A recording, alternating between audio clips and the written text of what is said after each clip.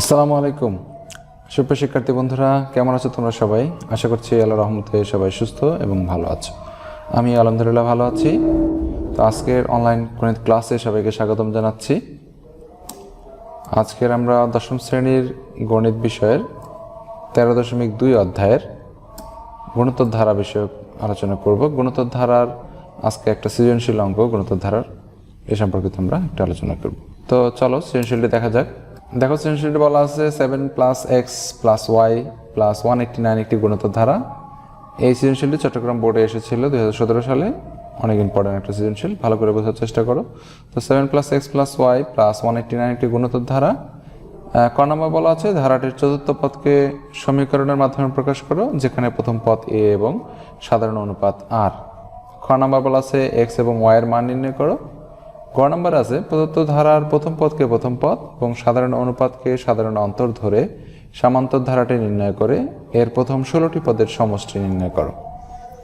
আচ্ছা, তো প্রথম যে প্রশ্নটা সেটা বলা আছে দেখো চতুর্থ পদকে সমীকরণে প্রকাশ করো। তো আমরা এখানে দেওয়া আছে গুণোত্তর ধারার প্রথম পদ a আর সাধারণ অনুপাত r।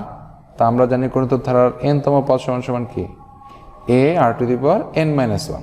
যততম পদ তত -1 a r⁻। তো চতুর্থ পদের সূত্র হচ্ছে a r⁻4-1।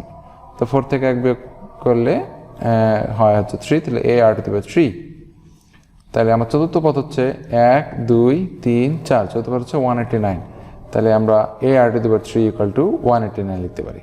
সুতরাং a r⁻3 = 189। এটাই হচ্ছে আমাদের চতুর্থ পদকে সমীকরণ আকারে প্রকাশ করা হয়ে গেল।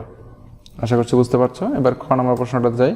খ নম্বর বলছে যে x এবং y এর মান নির্ণয় করো, অর্থাৎ এখানে যে x এখানে যে y সেটা নির্ণয় করতে বলছে। এখানে x হলো দ্বিতীয় পদ, y হচ্ছে তৃতীয় পদ। তোমরা ক থেকে পাই যে a r⁻3 = 189 আর হচ্ছে আমাদের যে প্রথম পদ a = 7 এটা দেওয়া আছে সমীকরণে। তো এর মানটা যদি আমি বসাই দিই 7, তাহলে r³ = 189। 7 এখানে গুণ অবস্থা আছে, উপরে গেলে ভাগ হয়ে যাবে।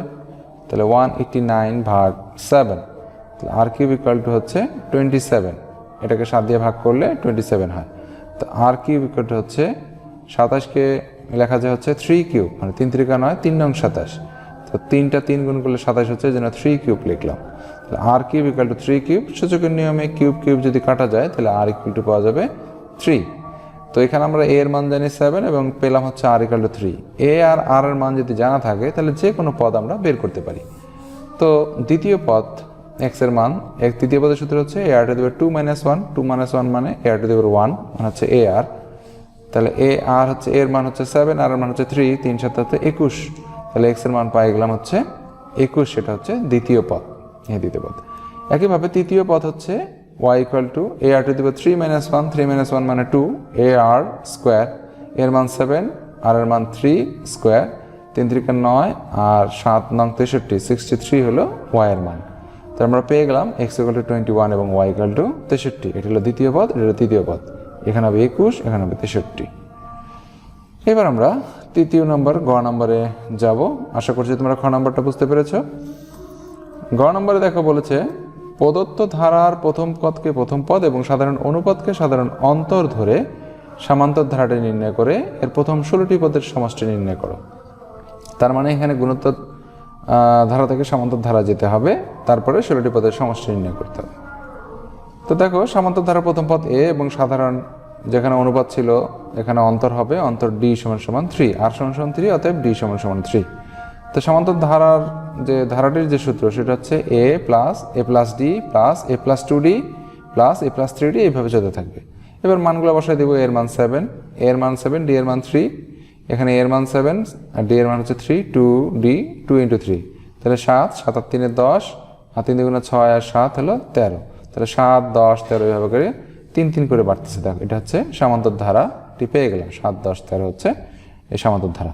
এই ধারার আমরা 16টি পদের সমষ্টি নির্ণয় করব।